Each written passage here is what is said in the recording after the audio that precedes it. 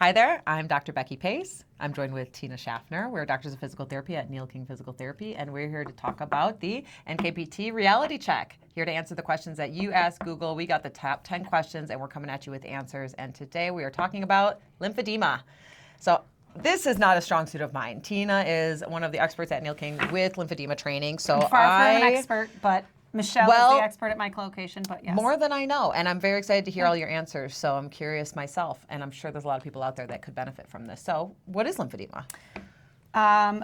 So lymphedema, it is a buildup of fluid. So the technical is it's a buildup of protein-rich fluid in your system, and it could be in your limbs, typically due to some type of a blockage in that system. And so then I'm going to just preface that and say, what is the lymphatic system? And I don't know if that is a question, but the lymphatic system is, you've got your veins and your arteries that handle your blood, and then that separates out, and to handle the larger structures, that's part of your immune system.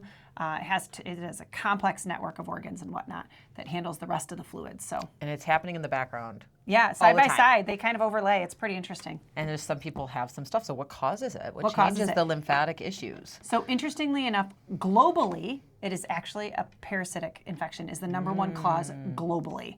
But in developed nations, so specifically if we're going to talk United States, because that's where we're at, it is typically secondary causes, typically as related to cancer care. So whether it's typically a surgical intervention that happens as a result of cancer, and that puts a block to that system, and it disrupts the flow of that lymphatic system. You can have other issues. Obesity is a big cause, obesity-related lymphedema, and there can be some congenital and genetic issues that cause it as well. Interesting. So is it something that is permanent? Can you manage it? How is it managed? So unfortunately, it is permanent. If you've been diagnosed with lymphedema, then it is a permanent condition, but it's manageable. And I liken it to diabetes. Everyone's presentation is different. If you present very early in your journey, it is much easier to manage versus something that's been going on for a long time. But unfortunately, it is with you forever, and it is managed. Do you see people throughout that entire plan of care? We do. Our goal at Neil King Physical Therapy is if you've had surgery for cancer, or you notice, and I think this gets to one of the questions later, a swelling, a returning swelling, especially of a limb. It could be an arm, it could be a leg, it could be in your face if you've had head and neck cancers, or any type of surgery in the head and neck that's not going away. So yeah, that's how it. What is manual lymph drainage, manual lymphatic drainage? So manual lymphatic drainage is one piece of what we call complete decongestive therapy. And it is the cornerstone. So manual, meaning our hands, we use our hands to drain that congested lymph and move that fluid to an area that's not blocked. So let's say someone has had breast cancer on the right side, and they're getting some swelling in the right side of their arm. We're going to open up areas in the abdomen, in the neck, in the groin, across the body, so that that lymph, that fluid has some place to go, and we're going to reroute that. And we do it with our hands. Our hands are more effective than any pump. Sometimes people will be issued a pump, and our hands are more effective than that. So it's just part of the treatment, though. Truly a full body piece, too, because I know a lot of times we'll think about, like, well, here's the lymphatic piece that we're going to come to, but might travel and might, like, really try to open up other areas so that you don't get that blockage, right? Correct. We got to find someplace else to go. Like a roadmap. Yeah, because if you had surgery that blocks one area, you can't get. It's like construction. It's shut down the highway, so you've got to reroute to other areas, and we know how to reroute that fluid to other areas. So you mentioned this is one of the cornerstones. What about compression? Do I need compression? It depends. But most likely, if you are diagnosed with lymphedema, you are going to need potentially some form of compression. It may look like you get on an airplane and you need to put, let's say it's your arm, you need to put an arm sleeve on because there's pressure changes. Let's say for some reason you had an injury to that side where you had some surgery and now you're getting some swelling, you might need to prophylactically or preventatively put a garment on so that the lymph doesn't have an opportunity and you can keep it moving. It could be that you just need to wear something at night. It might mean that you need to be in compression all day long. Now, is that something that the doctors work with more, or is that something you directly prescribe?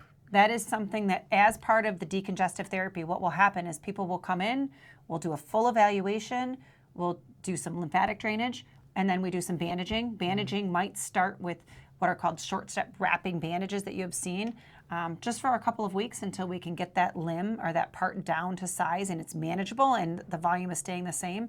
And then Michelle at our office in Rochester is great at picking the appropriate garments.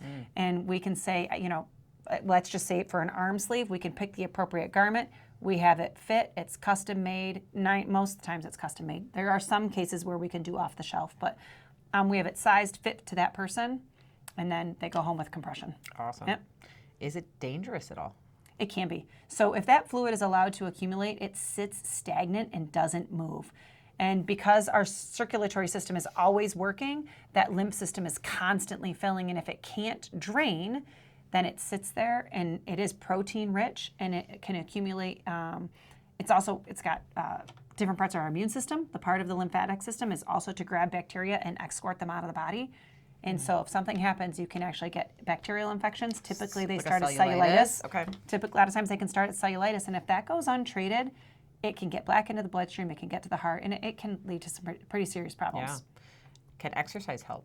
Absolutely. So similar to our veins, the lymphatic system does not have an intrinsic muscle system. Arteries have muscles around them, so that it's what helps pump that blood around your body. Veins in the lymphatic system does not. So the lymphatic system is more like scales or sheets that kind of come together and they create a tube. And what happens is when your muscles and your fascia, or when we do lymph drainage on people, we pull on the way the structure is together to open it up to allow fluid to get into that system. And then when the muscle relaxes, the system closes so that area can drain. So we need the muscles to open and close to allow fluid to come in and drain. Come into the system and drain out of the system. So interesting, though, calf is the most.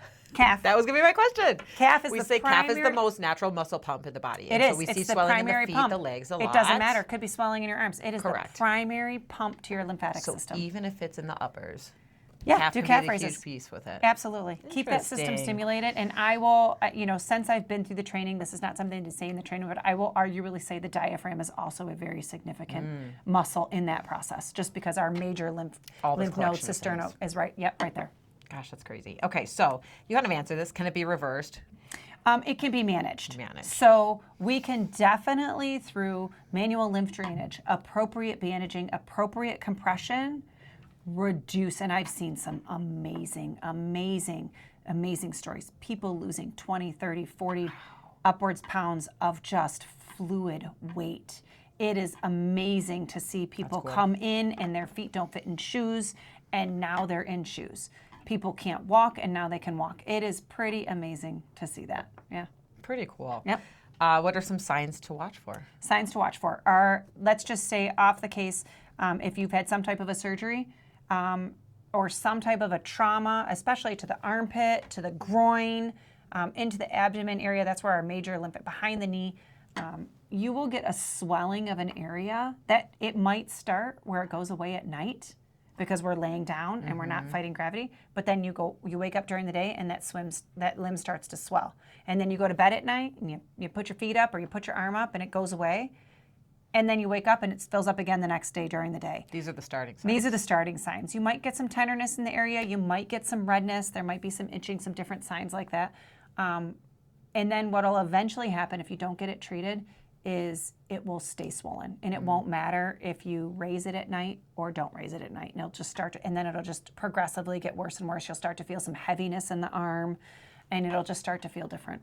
Now, a little bit of a terminology thing, but pitting edema primarily? You can, yes. Once it's accumulated and it stayed there for a while, good. The skin can start to look like an orange peel a little bit, and it's got like a little dimpled. And then when you push your hand down, like right now, my skin recoils. I don't know if you guys can see that on camera. If you push down and it stays there, that's called pitting edema. It can be signs of other things, especially in the lower legs and feet. Okay. But that is one sign. And we typically, sometimes, depending on the issues, can help with that too. So, and this is interesting because as I see post-op people, we've seen probably some of the starting signs of it that myself not being trained in lymphedema work would probably be good to know about. Right. But when should they seek help? They should seek help when they notice that they are getting an enlargement or a swelling in a limb that isn't going away. it's staying there and it's not going away, especially right at, post-surgical, you need a couple weeks because there's always swelling and things like that. But if you look at 6-8 weeks out after surgery, you probably shouldn't be getting too much swelling happening in the arm. So if you're getting heaviness, tingling, changes in sensation in that hand, you should probably get it looked at. Or it should fluctuate to some level, right? Because we could say like swelling comes and goes with certain things, but it would be But it might go away for days. It's lingering and not going away. It's lingering. Yep. Excellent. Well, I learned so much. I hope you did too, because there's a ton of great information there and likely that you have more questions as well. Thanks for tuning in. If you liked what you saw, make sure you subscribe to our channel. Check us out on Instagram, Facebook. Send us an email. Call out if you had any questions. Thanks for joining us. I'm Becky Pace. This is Tina Schaffner. We'll see you next time. Have a nice day.